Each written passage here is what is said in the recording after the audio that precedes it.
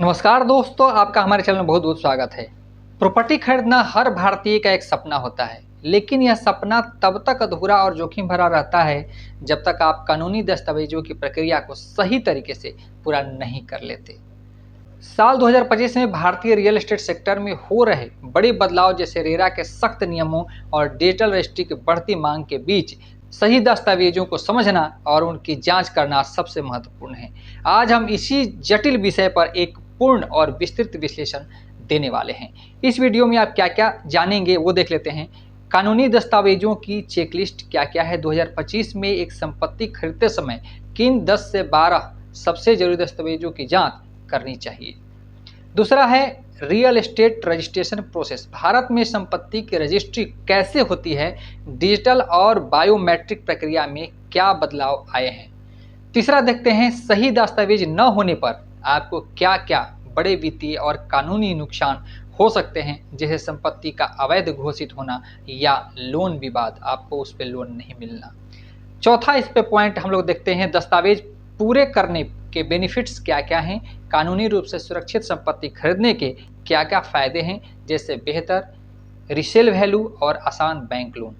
शुरू करने से पहले मैं आपसे आग्रह करूंगा कि इसी तरह की महत्वपूर्ण वित्तीय, कानूनी और निवेश रणनीतियां नियमित रूप से जानना चाहते हैं तो हमारे चैनल को तुरंत सब्सक्राइब करें और बेल आइकन जरूर दबाइए ताकि आपको कोई भी महत्वपूर्ण वीडियो न छूटे। चलिए शुरू करते हैं।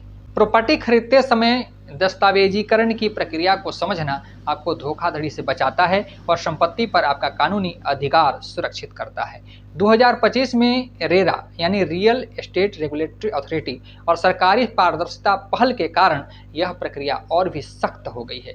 जब भी आप कोई प्रॉपर्टी खरीदते हैं तो सबसे पहले ध्यान रखें कि आपके पास टाइटल डीड यानी मालिकाना हक का प्रमाण होना चाहिए।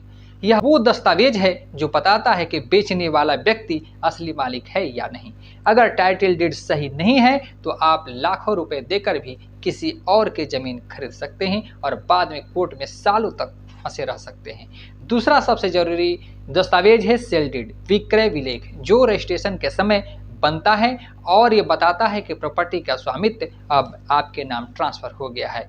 तीसरा सबसे जरूरी चीज है ईसी। यह साबित करता है कि प्रॉपर्टी पर कोई लोन, बकाया, टैक्स या कानूनी विवाद तो नहीं चल रहा। 13 से 30 वर्षों का ईसी आवश्यक है ताकि यह सुनिश्चित हो सके कि संपत्ति पर कोई पुराना कानूनी भार तो नहीं है। चौथा प्रॉपर्टी टैक्स रिसिप्ट और यूटिलिटी बिल्स जैसे बिजली, पानी, गैस और का ध्यान रखें क्योंकि इससे साबित होता है कि प्रॉपर्टी जेन्युइन है और कोई बकाया नहीं है।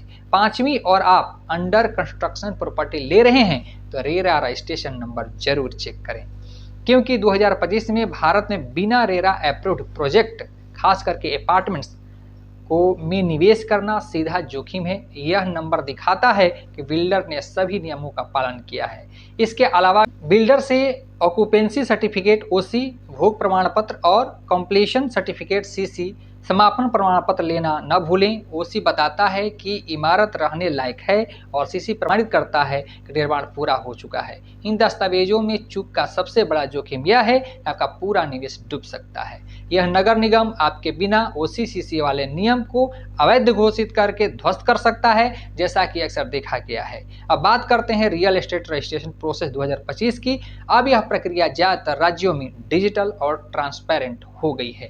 आपको सबसे पहले सब रजिस्ट्रार ऑफिस में जाकर यह राज्य के ऑनलाइन प्रॉपर्टी रजिस्ट्रेशन पोर्टल पर जाकर प्रॉपर्टी के सारे दस्तावेज अपलोड करने होते हैं, जैसे Aadhaar card, pan card, sale deed, draft property value report और फोटोग्राफ्स और बायर एंड सेलर। इसके बाद अधिकारी सारे डिटेल्स को ऑनलाइन वेरीफाई करते हैं, बायोमेट्रिक सिग्नेचर लिए जाते हैं और कुछ ही घंटों में आपकी रजिस्ट्री डिजिटल कॉपी के रूप में आपके ईमेल पर भेज दी जाती है। यानी अब पेपर में फर्जीवाड़ा या डुप्लीकेट डॉक्यूमेंट की संभावना बहुत कम हो गई है। इस प्रक्रिया में आपको संपत्ति के मूल्य का 5% से लेकर 7% तक का स्टाम्प शुल्क और लगभग 1% पंजीकरण शुल्क देना अनिवार्य होता है। लेकिन दोस्तों, अगर आपने इन दस्तावेजों की जांच नहीं की है तो नुकसान बहुत बड़ा हो सकता है, जैसे कि फ्रॉड ऑनर से प्रॉपर्टी खरीदना, लोन डिफॉल्ट, जमीन या डुप्लीकेट टाइटल डीड। ऐसे मामलों में आपका पैसा डूब सकता है और कानूनी लड़ाई में सालों निकल सकते हैं। कई बार देखा गया है कि लोग सिर्फ रजिस्ट्री हो गई है समझकर निश्चिंत हो जाते हैं, पर बाद में पता चलता है कि जमीन गवर्नमेंट एक्विजिशन जोन या डेवलपिंग जोन लैंड में है। इसलिए अगर आपको कानूनी जांच की जानकारी नहीं है तो किसी प्रॉपर्टी लॉयर या रेरा कंसल्टेंट की मदद ले सकते हैं। यह खर्चा छोटा है लेकिन नुकसान से बचा सकता है। अब बात करें इस डॉक्यूमेंट के फायदे की। अगर आपके पास हर कानूनी पेपर सही है तो आपके प्रॉपर्टी का रीसेल वैल्यू बढ़ जाता है। बैंक लोन आसानी से मिल जाती है क्योंकि बैंक केवल सत्यापित संपत्ति का ही लोन करता है। कोई भी लीगल विवाद नहीं होता है और आपकी प्रॉपर्टी फ्यूचर में एक सिक्योर एसेट बन जाती है। आज के समय में जहां फेक रजिस्ट्री और बेनामी डील्स आम हो गई है, वहीं एक सही दस्तावेज आपको करोड़ों के नुकसान से बचा सकता है। याद रखिए, प्रॉपर्टी खरीदना सिर्फ पैसे का लेन देन नहीं है, यह कानूनी दस्तावेजों की सावधानी पूर्वक जांच और सत्यापन की एक प्रक्रिया है। याद रखिए, प्रॉपर्टी खरीदना आसान है पर सही प्रॉपर्टी खरीदना समझदारी है। जो लोग दस्तावेजों का नज़रअंदाज करते हैं वो बाद में पछताते हैं, और जो सावधानी से चेक करते हैं वही आगे चलकर सफल निवेशक कहलाते हैं। इसलिए अगली बार जब भी घर खरीदें ड्रीम होम के साथ तो लीगल होम जरूर बनाएं, ताकि आपका हर सपना दस्तावेजों के सहारे मजबूत नींव पर खड़ा है।